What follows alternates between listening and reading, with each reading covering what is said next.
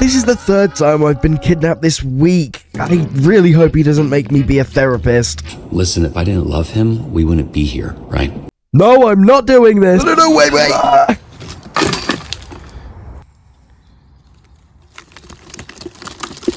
That felt kind of like the intro to...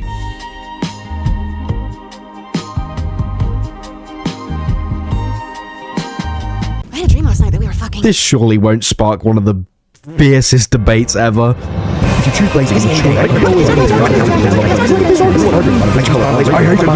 Hello, I'm John from Colorado. Hang on a minute, what's he doing here? Disregarding the Kennedys, dispatch is what happens when you allow ex-Telltale devs to come together and create a perfect love child abomination. And they took the love part very, very seriously by making this basically a Guna game with the amount of balls and in it that it can probably rival Hentai Solitaire. This game does so well and takes an established genre and fully flips it on its head. You don't play as the superhero or the supervillain, and when you do, it's an extremely short amount of time. Dispatch plays as Robert, this washed up man who has lost his super suit. Where is my super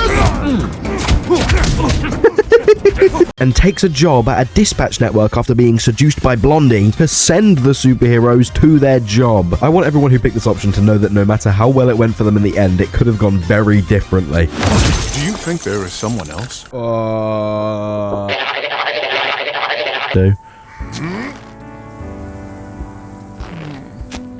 Gameplay itself is fine, and the positive reception the game got purely seals what the fate of Telltale actually was. It wasn't that people weren't enjoying these games, it's that there were too many of them coming out at the same time and diminishing in quality. Because Dispatch proves that a choose-your-own-adventure game that's practically a movie can captivate so many people if it's good.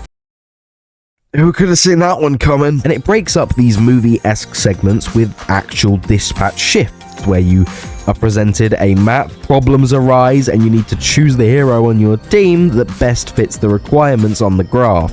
And it is fun, but I will be honest, I do think it could have benefited from a few of those Telltale bits where you just kind of waddle around a room for a bit, as the only non-cutscene gameplay being PNGs. Rig. Excuse me, mate, could you send an hero over? There's a geezer in his bin here and he won't get out. I'm on it. Listen, knobhead. If I want to have a swim in my own bin on the hottest day that we've ever had in England, then I'm entitled to do so.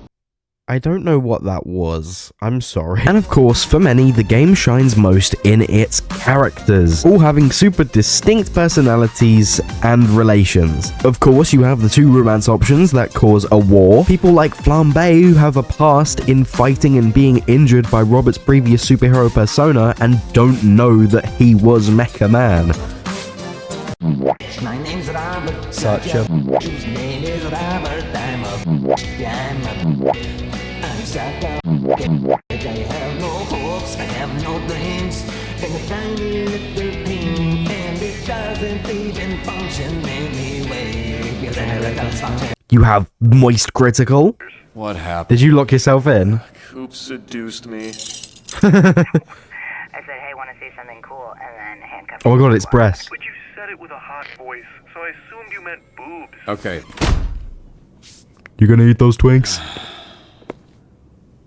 You gonna eat those I twinks? forgot to mention that the PNG missions feature hacking segments, which I find really cool puzzles. There's a bunch of gimmicks that are introduced during them, and they are used especially during these cutscene moments that you'll get sometimes in a scripted moment where you have to help one of your team in a certain event, mostly Invisigal, because they do want you to pick her. And the villain of Shroud, who killed Robert's dad, destroyed his suit at the start, and creates augments technology that superpowers supervillains.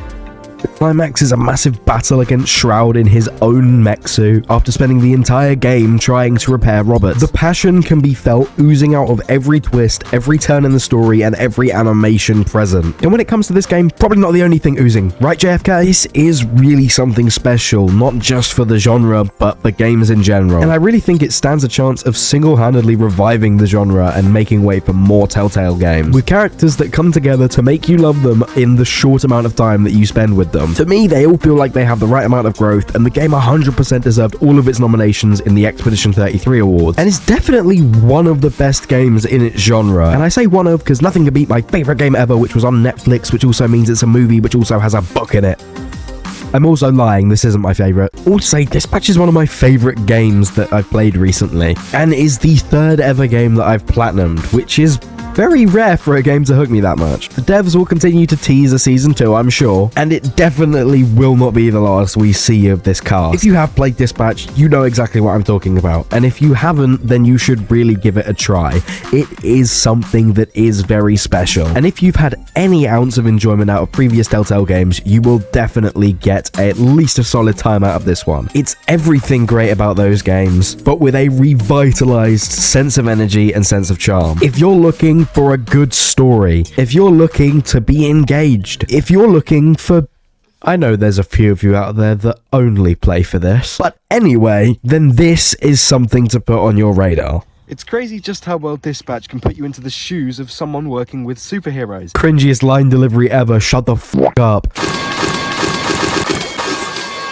So, what can we gather? Dispatch is a game created by Ad Hoc Studio made up of a lot of ex-Telltale devs, with amazing set pieces, gorgeous visuals, and fantastic characters, that despite its Vivzy-pop dialogue, it has a fan base that is very passionate. These calls are recorded for training purposes, so keep the mind clear before we send your stupid asses back to whatever cell we pulled your stupid asses. Okay, Vivzy-pop, but has some lackluster inter-cutscene segments that are not bad at all. They are super engaging and enjoyable, but just not really what I was expecting. And a super engaged community that loves the game and its worlds so much. And if you have played, you should let me know down below which choice you made, because as we all know, the biggest question whenever you hear someone's played is, which hag did you choose to shag?